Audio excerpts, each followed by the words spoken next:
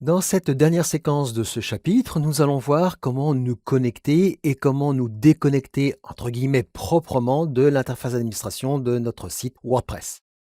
Donc ici, mon application MAMP est lancée, mes serveurs sont bien démarrés et je suis, comme nous l'avons vu précédemment, sur la page d'accueil dans notre navigateur web de l'application MAMP.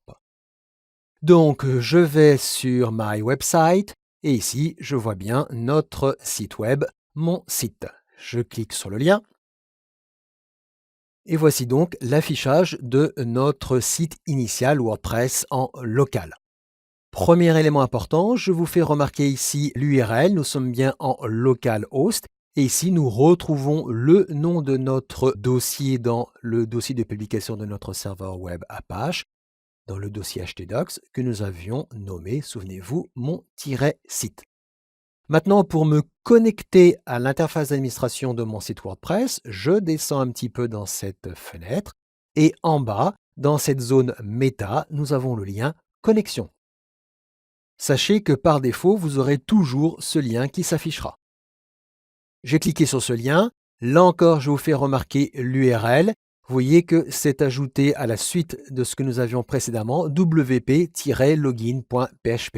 Cela veut dire que si vous voulez arriver directement sur la fenêtre de connexion, vous pouvez directement saisir cette URL.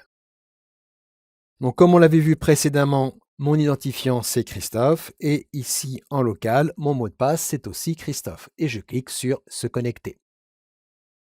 Et nous voilà sur l'affichage de notre interface d'administration de WordPress.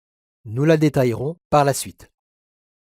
Ici, je vois bien que dans notre barre d'outils, nous avons « Bonjour Christophe ». Vous voyez que WordPress sait qui je suis et j'ai ainsi une salutation. Une fois que j'ai terminé de travailler dans WordPress, je vais pouvoir quitter l'interface d'administration. Alors, qu'est-ce qu'il ne faut pas faire? Première chose qu'il faut faire, c'est éviter de fermer l'onglet qui contient l'interface d'administration de votre site WordPress en local. Deuxième chose qu'il faut éviter de faire, c'est carrément de quitter votre navigateur web par la commande « Quitter ». Pourquoi éviter ces deux éléments? Parce qu'il faut se déconnecter proprement, car vous ne savez pas exactement ce qu'il se passe au niveau du cœur de WordPress. Peut-être qu'éventuellement, il y a des processus qui sont en cours. Donc, il faut impérativement que WordPress sache que vous souhaitez vous déconnecter. Donc, pour ce faire, au niveau de la salutation, en bas, vous avez un menu et vous avez la commande « Se déconnecter ». Donc, il faudra toujours passer par là.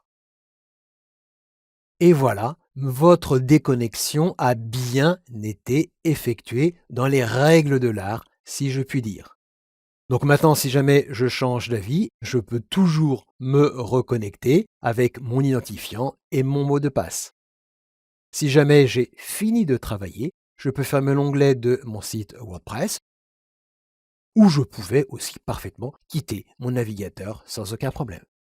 Donc voilà comment vous allez pouvoir vous connecter et vous déconnecter proprement de l'interface d'administration de votre site WordPress en local.